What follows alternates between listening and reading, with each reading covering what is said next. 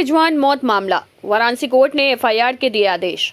Doctor के post पर मां का परिवार, सरकारी योजनाओं के दुरुपयोग पर लीगल नोटिस भी। बता दें कि वाराणसी में एसएजीआई हॉस्पिटल में 7 वर्षीय अनाया रिजवान की सर्जरी के दौरान हुई मौत के मामले में मुख्य न्यायिक मजिस्ट्रेट वाराणसी ने गंभीर टिप्पणियों के साथ थाना भेलूपुर को एफआईआर दर्ज कर निष्पक्ष विवेचना के आदेश दिए हैं।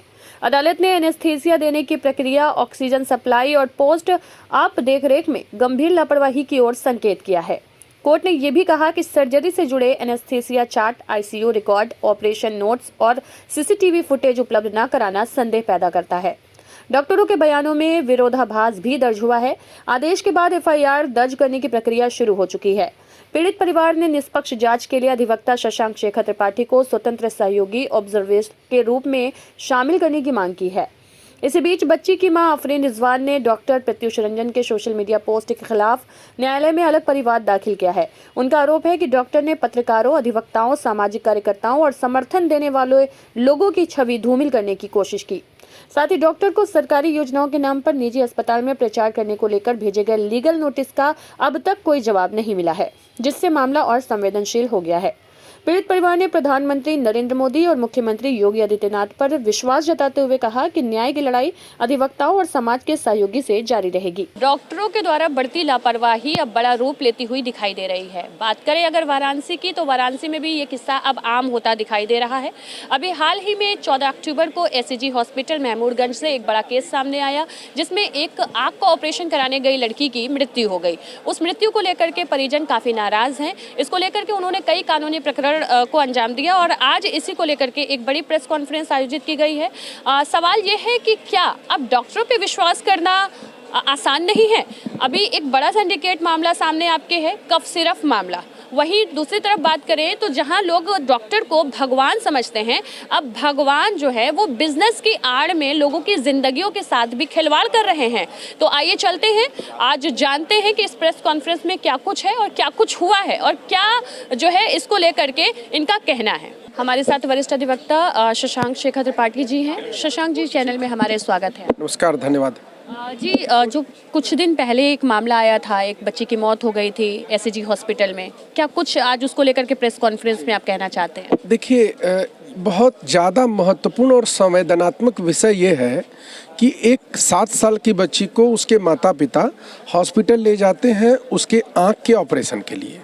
वहाँ एनेस्थीसिया की डोज की वजह से या डॉक्टरों की लापरवाही की वजह, वो भी जांच का विषय है, एक बच्ची की हालत ख़राब होती है और उसको 3 घंटे तक, मतलब जो आँख का ऑपरेशन है वो 40-45 मिनट में मैक्सिमम हो जाता है।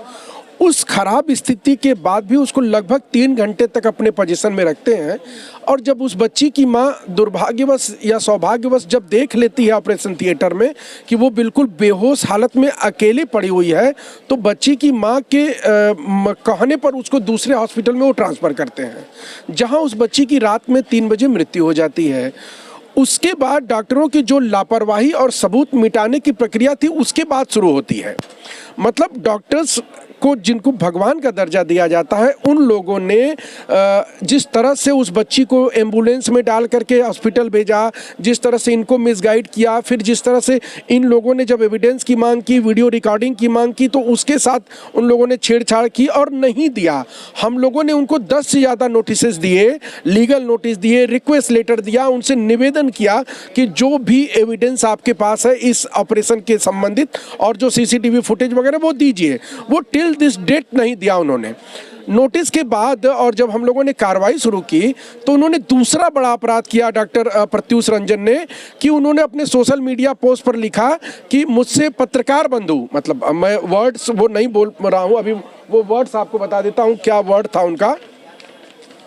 उन्होंने अपने सोशल मीडिया पर लिखा, दुर्भाग्यवश इस घटना के बाद मीडिया के कुछ हिस्से, मतलब आप लोग मीडिया के भाई बंधु, परिवार के कुछ सदस्य, मतलब इनके परिवार के भाई बंधु, कुछ नेताओं, वकीलों और पुलिसकर्मियों द्वारा हम पर अनुचित दबाव डाला जा रहा है।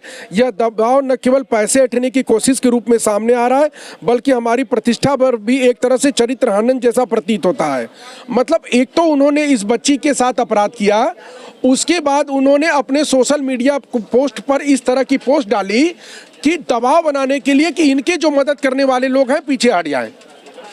उसके बाबत जब इन्होंने एक एप्लीकेशन यहाँ डाली मुकदमा दर्ज करने के लिए, तो उन्होंने ये अपने सोशल मीडिया पोस्ट पर लिखा। उसके बाद इन्होंने इस पर भी एक मुकदमा डॉक्टर प्रत्युष रंजन के खिलाफ यहाँ न्यायालय में दाखिल किया है, जिसमें इनका बयान हो चुका है। उसके बाद डॉक्टर प्रत्युष रंजन ने अपने अधिकृत सोशल मीडिया पर जो सरकार का जो आयुष्मान योजना है उसको अपने हॉस्पिटल के नाम से जोड़ करके उसको प्रसारित किया। वो भी, उसकी भी लीगल नोटिस इनके द्वारा दी जा चुकी है उनको। मतलब एक तो लापरवाही, दूसरा एविडेंस के साथ छेड़छाड़, तीसरा समाज के सभी जो मतलब लोकतंत्र के जो बड़े पिलर्स हैं उन सबके ऊपर आरोप। तो क्या ऐसे केसेस और भी आए हैं उस हॉस्पिटल में? हाँ, आपके लोग चर्चा कर रहे हैं, लोग हम लोगों से संपर्क में हैं। अभी हम लोगों ने माननीय सीजीएम साहब के अदालत में मुकदमा दाखिल करने के लिए प्रेयर किया था, जिसमें सीजीएम साहब ने आदेश कर दिया है उनके खिलाफ मुकदमा दर्ज करने का। ये बड़ी बात है। मतलब इन लोगों ने पूरे सिस्टम को डिस्ट्रॉय करने की कोशिश की, लेकिन ईश्वर की ऐसी अनुकंपा है और उत्तर प्रदेश में और देश में ऐसी सरकार है कि न्याय के लिए इस बहाने मुख्यमंत्री पर विश्वास जताया, प्रधानमंत्री पर विश्वास जताया और हम लोगों पर विश्वास जताया। और एफआईआर में कौन कौन सी चीजें आप लोग डालेंगे? एफआईआर में हम लोगों ने जो एफआईआर का आदेश है वो अभी आपको दे रहे हैं, आपको व्हाट्सएप पे भी चला जाएगा। उसमें हम लोगों ने डाला है कि डॉक्टर साहब और हॉस्पिटल ने पहले तो लापरवाही की, उसके बाद एविडेंस से छेड़छाड़ की, उसके बाद जब इन्होंने न्याय की मांग की तो इनके ऊपर दबाव बनाने का प्रयास किया और इन धाराओं में मुकदमा दर्ज करने का माननीय न्यायालय ने आदेश कर दिया है। और डॉक्टर प्रत्युष रंजन और उनके स्टाफ के द्वारा जो रिकॉर्डिंग वगैरह थी वो भी हम लोगों ने जब हॉस्पिटल माननीय न्यायालय में दाखिल किया तो माननीय न्यायालय ने उसका भी अवलोकन किया। जो एविडेंस है उसका आप लोगों ने उपयोग किया है और इस तरह से उपयोग किया है कि अब वो किसी भी तरह से बचने का प्रयास करेंगे, वो बच नहीं पाएंगे, कानून के दायरे में आएंगे और कानून उनका ट्रायल करेगा। और चूंकि जी बताएं, मीडिया के माध्यम से क्या कहना चाहेंगे आप? देखिए, हम लोग ये कहना चाहते हैं मीडिया के माध्यम से कि डॉक्टर्स जो लापरवाही करते हैं, देखिए अभी तक डॉक्टरों को भगवान समाज समझता था, लेकिन अब जो स्थिति है वो डॉक्टर एक भगवान के रूप में नहीं, एक इंडस्ट्री के रूप में इंडस्ट्री चला। क्या हुआ था 14 अक्टूबर को मेरी बच्ची को आई सर्जरी के लिए बुलाया गया था ASG आई हॉस्पिटल महमूदगंज में। उसको 12 बजे बुलाया गया था। 9 बजे से भूखा प्यासा रख के हम 12 बजे उसको वहाँ पर लेकर पहुँचे। उसको लगभग 4 बजे के करीब उसको OT के अंदर ले जाया गया था। हमसे कहा गया था कि 1 घंटे की मैक्सिमम 1 घंटे की सर्जरी है, 1 घंटे बाद उसको कुछ देर ऑब्जर्वेशन में रखने के बाद उसको डिस्चार्ज कर दिया जाएगा। 4 बजे OT में जाने के बाद लगभग 2.5 से पौने 3 घंटे हो गए। कुछ पता नहीं लग रहा था कि क्या हो रहा है अंदर। हम बार बार डॉक्टर से पूछ रहे थे, वहाँ पे जितने भी काउंसलर थे, यहाँ पे जितने भी वहाँ के स्टाफ थे, उनसे बार बार पूछ रहे थे कि मतलब क्या चल रहा है, मतलब क्यों इतना टाइम लग रहा है। तो उन्होंने कहा कि सर्जरी थोड़ी अभी लंबी चल रही है और इसमें भी थोड़ा और टाइम लगेगा। जो डॉक्टर कार्तिकेय उसकी सर्जरी करने वाले थे, लगभग 6:30 बजे मेरे हस्बैंड ने देखा कि वो OT हॉस्पिटल के पीछे वाले रास्ते से अपनी वाइफ के साथ वो जा रहे थे। तो जब वो आए हमसे पूछने के लिए क्या कि सर्जरी कंप्लीट हो गई, तो हमने कहा कि अभी तो 5 मिनट पहले हमने पूछा तो उन्होंने कहा कि अभी सर्जरी चल रही है, अभी पूरा लेज़र का प्रोसीजर बाकी है, अभी थोड़ा वक्त लगेगा। उसी के 15 मिनट के बाद ही हमें बुलाया गया अंदर। OT के अंदर एक डॉक्टर आए, उन्होंने कहा कि ऐसा है कि उसकी सर्जरी तो कंप्लीट हो गई है बट लेज़र हम लोग बाद में प्लान करेंगे, लेज़र आज नहीं हो पाएगा, बहुत टाइम हो गया है, बहुत ज़्यादा लेट हो गया उसको। अब हम लोग उसको बेहोशी से बाहर लाने का प्रोसीजर चालू कर चुके हैं। फिर उसके बाद 10-15 फिर 5 डेथ कैसे हुई? फिर 5-10 मिनट के बाद फिर मुझे बुलाया गया। उन्होंने बोला कि थोड़ा सा उसको बगल में आशीर्वाद हॉस्पिटल में भेज रहे हैं, उसको नॉर्मल चेकअप के लिए भेज रहे हैं। उन्होंने हमसे कहा कि आप वेट कीजिए, हम लोग उसको 5 मिनट में बाहर ला रहे हैं। तो जब हम बाहर आकर वेट करने लगे तो मेरे हस्बैंड ने कहा कि एक बार पूछ कर आओ कि हम लोग यहीं वेट करें या नीचे जाएं। तो हम ये पूछने के लिए डॉक्टर से हम OT के अंदर चले गए। फिर जब हम OT के अंदर गए तो हमने देखा कि मेरी बच्ची स्ट्रेचर पे बिना लाइफ सपोर्ट के ऐसे ही पड़ी हुई थी, ना ही उसके आसपास कोई डॉक्टर्स थे, ना ही कोई नर्स था, वो बिल्कुल अकेली थी। उतनी ही देर में और वहाँ के स्टाफ आ गए, उन्होंने हमसे कहा कि ऐसा कि आप बाहर जाइए, OT के अंदर जाना अलाउ नहीं है। फिर हम बाहर चले गए। फिर हम लोग नीचे जाके वेट कर रहे थे, उन्होंने बोला कि आप लोग नीचे चली जाइए, नीचे वेट कीजिए। जब नीचे हम लोग खड़े थे लगभग 5 से 10 मिनट के बाद 3 से 4 लोग उसको चारों तरफ से घेर के ऊपर से लेके सीढ़ी से नीचे उतरे और बिना हम उसकी कंडीशन उस टाइम देख के ही लग रही थी कि उसकी कंडीशन सही, और वहाँ जितने भी स्टाफ थे उनके बिहेवियर से भी समझ में आ रहा था कि कुछ ठीक नहीं है। हम लोगों ने उनसे बार बार पूछ रहे थे कि क्या हुआ है, तो उन्होंने कहा कि ऐसी कोई बात नहीं, घबराइए मत, वो अभी बेहोश है, बस उसको हम लोग नॉर्मल चेकअप के लिए लेके जा रहे हैं। ऐसा है कि आप लोग पॉपुलर हॉस्पिटल में पहुँचे, तो हमने कहा कि अभी तो ऊपर डॉक्टर ने कहा है कि आशीर्वाद जाना है, आप बहरहाल फिर बाद में क्या हुआ? लास्ट में ये हुआ कि उसको मैट केयर हॉस्पिटल में, उन्होंने 3 हॉस्पिटल हम लोगों को दौड़ाया, लास्ट में उन्होंने मैट केयर हॉस्पिटल में वहाँ पे उसको एडमिट किया, बिना हमसे बताए, बिना पूछे, ना हम लोगों को एम्बुलेंस में बैठने भी नहीं दिया गया।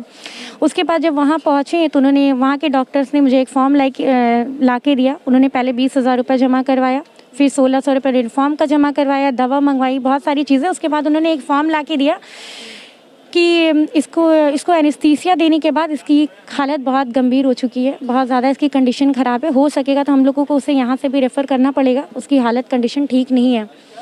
फिर लगभग रात के 3 बजे उन्होंने बुलाकर कहा कि आके उसको लास्ट टाइम देख लीजिए। रात के 3 बजे रात के 3 बजे उन्होंने कहा कि उसकी डेथ होगी। 2 बजे से हम लोग उनसे रिक्वेस्ट कर रहे थे डॉक्टर से बार बार कि प्लीज़ एक बार मिलने दीजिए। आपको क्या लगता है कि क्या हॉस्पिटल प्रशासन की लापरवाही है या फिर क्या कहना चाहती हैं? जी बिल्कुल, यहाँ पे लापरवाही है डॉक्टर्स की, ना उसके साथ जो लापरवाही हुई उसके बाद उसको सही समय पे इलाज नहीं मिला। डॉक्टर्स कुछ ठीक से बता नहीं रहे थे कि क्या हुआ है क्या नहीं हुआ, किसी ने अभी तक कुछ क्लियर हुआ ही नहीं कि उसके साथ एग्जैक्टली हुआ क्या था। आपकी क्या मांग है, क्या रोल किया, क्या प्रशासन का क्या रोल था फिर उसमें प्रशासन सबने मेरी हेल्प की है यहाँ तक आने के लिए। यहाँ मेरे भी अधिवक्ता हैं शशांक सर, जितनी भी यहाँ पे उनकी पूरी टीम ने पूरा सपोर्ट किया है, और कल न्यायालय से ये ऑर्डर भी हो चुका है उनके खिलाफ FIR के लिए। मेरी यही उम्मीद है सरकार से और सबसे, जितने लोग भी हैं सबसे यही उम्मीद है कि मेरे बच्चे को न्याय मिले।